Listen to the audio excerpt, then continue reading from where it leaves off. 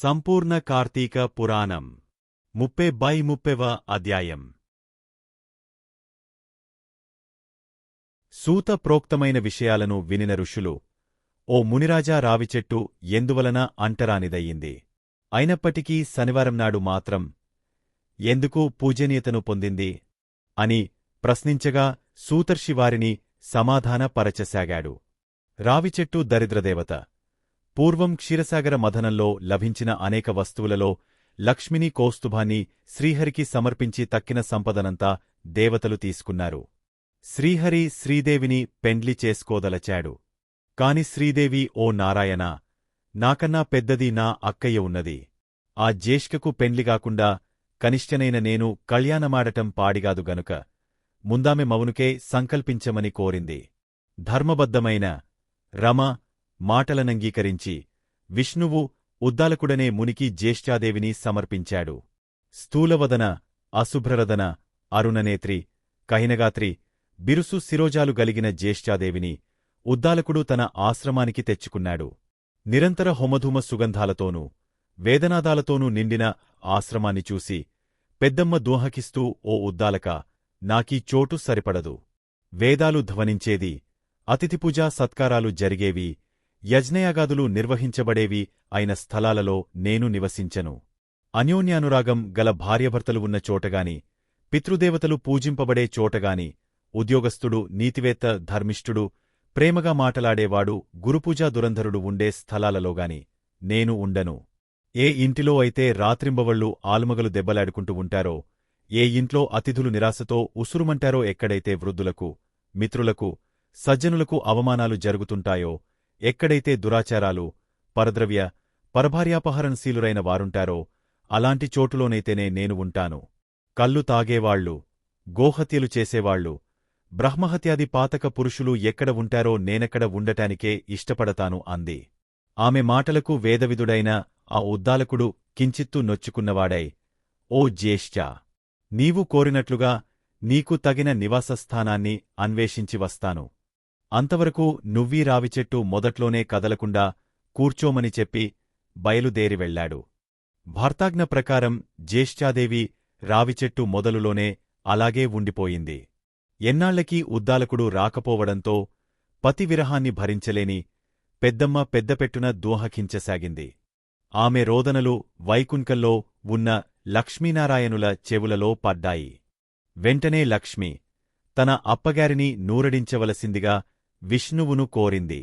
విష్ణువు కమలా సమేతుడై జ్యేష్ఠాదేవి ఎదుట ప్రత్యక్షమై ఆమెని ఊరడించుతూ, ఓ జ్యేష్ఠాదేవి, ఈ రావిచెట్టు నా అంశతో కూడి ఉంటుంది కనుక నువ్వు దీని మూలంలోనే స్థిరనివాసం ఏర్పరచుకుని ఉండిపో.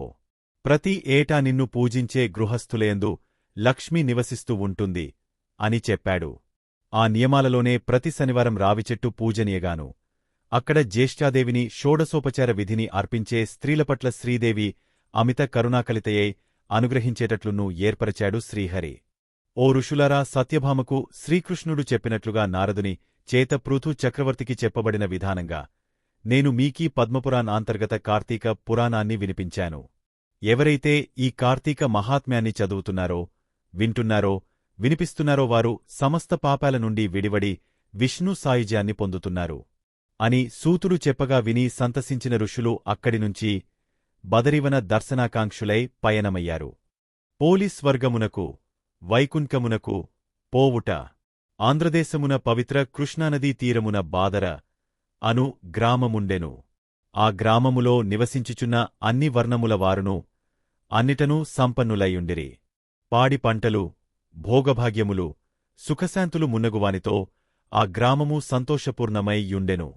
ఆ గ్రామములో పోతడు అను పేరుగల చాకలివాడొకడు కలడు.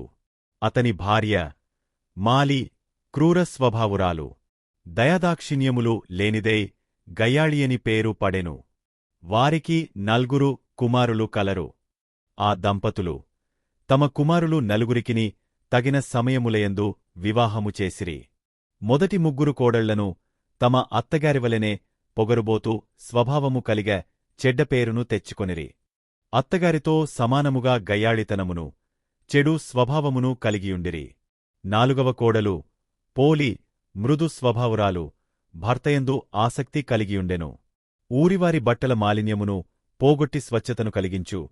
పోతడు మాత్రము తన కుటుంబ సభ్యుల దుష్టస్వభావముచే నేర్పడిన తన కుటుంబంలోని మాలిన్యమును పోగొట్టలేని స్థితిలో నుండెను.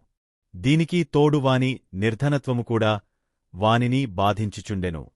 చిన్న కోడలైన పోలిని తన భార్యేగు మాలి మిగిలిన కోడళ్లును దూషించుట బాధించుట గమనించియు నిస్సహాయుడై యూరకుండెను. అత్తయగు మాలి మిగిలిన తోడికోడళ్లను ఇంటిపనులన్నిటినీ పోలిపై వదలిరి. ఇంటి పనులన్నింటిని మారు మాట్లాడక తలవంచి చేయుచున్న ఆమెపై జాలియైన లేక ఆమెపై చాడీలు చెప్పి ఆమె భర్తచే పోలిని కొట్టించి తిట్టించి సంతోషపడుచుండిరి. ఈ విధముగా తనను అత్త తోడికోడళ్ళు అనేక విధములుగా బాధించుచున్నను, భర్తకు చాడీలు చెప్పి కొట్టించుచున్నను, తిట్టించుచున్నను, పోలి తన శాంత స్వభావమును, దైవభక్తిని, ధర్మకార్యాసక్తిని విడువక కాలమును గడుపుచుండెను. ఇట్లుండగా కార్తీకమాసము వచ్చెను. గ్రామములోని వారందరును కార్తీకమాస స్నానములను చేయుటకై కృష్ణానదికి పోవుచుండిరి. నదిలో స్నానము చేసి తీరమున దీపములు వెలిగించుచు పూజలను చేయుచుండిరి. ఇట్లు గ్రామము నుండి నదీ స్నానమునకు, దీపారాధనకు, పూజలకు చాలామంది వెళ్ళిరి. అట్లు వెళ్లిన వారిలో నిజమైన భక్తులు కొందరుందురు.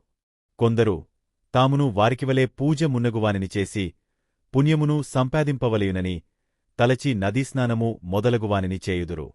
మరికొందరు తామును మిగిలిన వారివలె చేయనిచో బాగుండదని వచ్చి మిగిలిన వారివలె నదీస్నానమును మిగిలిన వానిని ఆచరింతురు. ఇట్టి వీరందరిని చూచి వినోదించుటకే కూడా మరికొందరు నదీస్నానము మొదలగు వానికి తయారగుదురు. పోలి అత్త మాలి యను ఆమె కోడళ్ళు ముగ్గురును పోలిని ఇంటివద్దనుంచి నదీస్నానమునకు వెళ్ళిరి. ఇంటిపనిని బాధ్యతను పోలికి అప్పగించిరి. నదీస్నానమునకు బోయి స్నానము, దీపారాధన మున్నగు వానిని చేయనప్పుడు మాలి మున్నగువారి దృష్టి దైవముపై, దైవ కార్యముపై లేదు. మనస్సును చేయుపనిపై నిలుపలేదు. భక్తివారిలో మొదటి నుండియులేదు. స్నానము మొదలగు వానిని చేయుచున్నను వారు పోలి ఇంటివద్ద పాలను త్రాగుచున్నదేమో, పెరుగు, వెన్న మొదలగు వానిని తినుచున్నదేమో, లేక వానిని అమ్ముకొని సొమ్ము చేసుకుని దాచుకొనుచున్నదేమో అని అనేక విధములుగా తలచుకొనుచు, తమ తలపులను మాటలలో పక్కవారికి తెలుపుకొనుచు, తమ బుద్ధిని, మనసును పోలిని ఆడిపోసికొనుటయందు నిలిపెరి. వారి శరీరములు అవయవములు నదీస్నానమును, దీపారాధనమును, దైవ దర్శనమును చేయుచున్నవి. వారు కేవలము పోలికి చెందిన పరధ్యాసలో మనస్సును, స్నానము మొదలగు వానిలో శరీరములను, పోలిని నిందించుటలో మాటలను నిలిపిరి. ఈ విధముగా కార్తీకమాసమును కృష్ణాతీరమున వారు గడిపెరి. వ్రతోద్యాపనకై మార్గశిరశుద్ధ పాడ్యమినాడు కృష్ణాతీరమునకు చేరిరి. ఇక ఇంటనున్న పోలి నిస్సహాయురాలు. అత్తగారికి, తోడికోడళ్లకును సమాధానమును కూడా చెప్పలేని స్థితిలోనున్నది. భర్తయు తన తల్లి మాటలను, వదినల పలుకులను వినును, నమ్మును. తనను పోలి పట్టించుకొనడు. నదీస్నానము, దీపారాధన మున్నగు వానిని చేయవలయుననియున్నను. ఇంటి బాధ్యతకు బంధితురాలైన ఆమె తన భక్తిని, నదీస్నానాదుల ఎందలి కోరికను, దైవ, ధర్మ కార్యాసక్తిని తనలోనే దాచుకొనెను. అత్తకు, తోడికోడళ్లకు సమాధానము చెప్పలేదు. తననుక సాటి జీవిగనైన తలచని వారి మానవత్వమునకేమి చేయును? అప్పుడామె నిస్సహాయ రీతిలో నింటి బాధ్యతలను, ఇంటి పనులను చేయుచు నింటిలోనే యున్నదై తన మనస్సులో నిట్లను కొనెను. దీనరక్షణ, గోవింద, జనార్దన, స్వామి, దీనబంధు నేనేమి చేయగలను? అశక్తురాలను, నిస్సహాయురాలను నా అత్త, తోడికోడళ్ళు నన్ను విడిచి నదీతీరమునకేగే స్నాన, దీపారాధన మున్నగు వానిని చేయుచున్నారు. వారివలె నాకును పుణ్యమును సంపాదించవలెను, భగవంతుని పూజింపవలయును అని యుండునని భావింపకపోయిరి. నేనేమియూ చేయలేకున్నాను. పవిత్రనది స్నానము లేదు, స్ఫూర్తినిచ్చు దీపారాధన లేదు, మనసునకు ప్రశాంతతనిచ్చు దైవదర్శనము పూజ, పురాణశ్రవణము ఏవియును లేవు. ఏమీ చేయుదును? నాకెట్టి గతి కలుగునో కదా? నేనెంత దురదృష్టవంతురాలను అని ఆమె బహు విధములుగా విచారించెను. తన మనసులో భగవంతుని ధ్యానించుచునామె తన పరిస్థితికిలోబడి ఇంటిలో కుండలోనున్న నీటితో స్నానమాచరించెను. చినిగిన వస్త్రమును ధరించిన ఆమె తాను ధరించిన జీర్ణవస్త్రము యొక్క అంచును చించి వత్తిగ చేసెను. దానికొక పాత్రలోనుంచి కవ్వమున కంటిన కొద్దిపాటి వెన్నను దీసి ఆ పాత్రయందుంచి దీపమును వెలిగించి, స్వామీ, పుండరీకాక్ష, గోవింద, జనార్దన, అనాథరక్షక, దీనబంధు, దయజూపుము, నేనశక్తురాలను, నాపై ననుగ్రహమునుంచుమ ని పోలి ప్రార్థించెను. ఇట్లు దీనావస్థలో ఉన్న పోలిని వైకుంఠమున ఉన్న దయాసముద్రుడగు శ్రీ మహావిష్ణువు గమనించెను. ఆమెపై అనుగ్రహము కలిగెను. ద్వారపాలకుడైన సుశీలుడను వానిని జూచి, ఓయి నీవీమెను వెంటనే సగౌరవముగా బంగారు విమానము నెక్కించి తీసుకొని రమ్మని ఆజ్ఞాపించెను. సుశీలుడను వెంటనే పోలి ఉన్న చోటునకు బంగారపు విమానముతో వచ్చి, ఓ సాధ్వీ, మంచి నడవడిక గల ఉత్తమురాల, నిన్ను ఈ శరీరముతోనే వైకుంఠమునకు తీసుకొని రమ్మని శ్రీ మహావిష్ణువు పంపెను. కావున వెంటనే వచ్చి ఈ విమానమును ఎక్కుము రమ్మని తొందరపెట్టెను. ఆమెను విమానముపై నెక్కించుకొనుచుండెను. అప్పుడే వ్రతోద్యాపనము చేసుకొని పోలి, అత్త, మాలి, మిగిలిన తోడికోడళ్ళు ముగ్గురునూ ఇంటికి వచ్చిరి. మాలి జరిగిన దానిని తెలిసికొని తాకును వైకుంఠమును చేరవలయునని తలచి విమానముతో నెగురబోవు పోలి పాదములను పట్టుకొనెను. మాలి పెద్ద కోడలు తన ఎత్తయగు మాలి పాదములను పట్టుకొనెను. అట్లే ఆమె పాదములను రెండవ కోడలి పాదములను మూడవ కోడలు పట్టుకొనిరి. ఈ విధముగా వైకుంఠమునకు విమానములో పోవుచున్న పోలి పాదములను పట్టుకుని అత్త, మాలి, ఆమె పాదములను పట్టుకుని పెద్ద కోడలు, ఆమె పాదములను పట్టుకుని రెండవ కోడలు, ఆమె పాదములను పట్టివ్రేలాడు మూడవ కోడలు చూచువారికి విచిత్ర దృశ్యమును కల్పించిరి. వైకుంఠ విమానమును నడిపించు సుశీలుడు వీరిని జూచెను. వారు పోలిని పెట్టిన బాధలను గుర్తుకు తెచ్చుకొనెను. శ్రీ మహావిష్ణువు మాటలను, పోలిపై ఆయనకు గలిగిన దయను గమనించెను. మీరు మంచివారు కారు. పోలిని చూచి అసూయపడి ఆమెను బహువిధములుగా బాధించిరి. మీరు దుష్టులు. మీరు నదీ స్నానము, దీపారాధనము, దైవదర్శనము, పూజ, పురాణశ్రవణము మున్నగువానిలో పాల్గొన్నను మనసులో పోలిని దూషించుచు పాలు, పెరుగు, నెయ్యి మొదలగు ఇంటి విషయములను తలచిరి. పోలిపై అసూయపడిరి. కావున మీరు దుష్టులు. మీరు వైకుంఠమునకు రాదగినవారు కారు. కుంభీపాకము మొదలగు నరకములే మీకు దగినవి.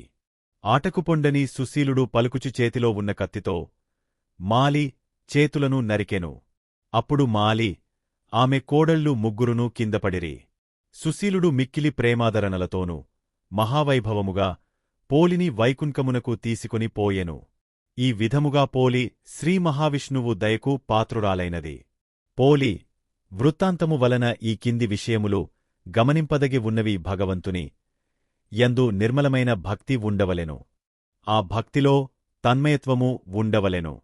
పూజలోని ఆడంబరములుగాని, పూజ చేయువారి ఆడంబరముగాని భగవంతుని మొగమాట పెట్టవు. ఇతరులను చూచి అసూయపడుట, వారిని బాధించుట భక్తులైన వారికి ఉండరాదు. అట్టివారు మాలి మొదలగువారు. పరిశుద్ధమైన భక్తి మాత్రమే నిరాడంబరమైనను భగవంతునకు ప్రీతి కలిగించును. దిక్కులేని వారికి దేవుడే దిక్కు. కావున మనలో ప్రతి ఒక్కరును అసూయాద్వేషములను విడిచి నిర్మలమైన భక్తితో ఉన్నంతలో యథాశక్తిగా భగవంతుని చేరుటకు పోలివలే యత్నింపవలెను. మాలి మున్నగువారు సంసారములోని మాయకు గుర్తులు కాగా, పోలి నిర్మల నిశ్చల భక్తికి ప్రతీక. అట్టి భక్తికి కులము, సంపన్నత మున్నగునవి లేవు. మనమును అట్లగుటకు యత్నించుట మంచిది. 30వ రోజు. నిషిద్ధములు. పగటి ఆహారం ఉసిరి. దానములు, నువ్వులు, తర్పణలు ఉసిరి. పూజించాల్సిన దైవము సర్వదేవతలు, పితృదేవతలు. జపించాల్సిన మంత్రము ఓం అమృతాయ స్వాహ మమ సమస్త పితృదేవతాభ్యో నమః. ఫలితము ఆత్మస్థైర్యం, కుటుంబక్షేమం.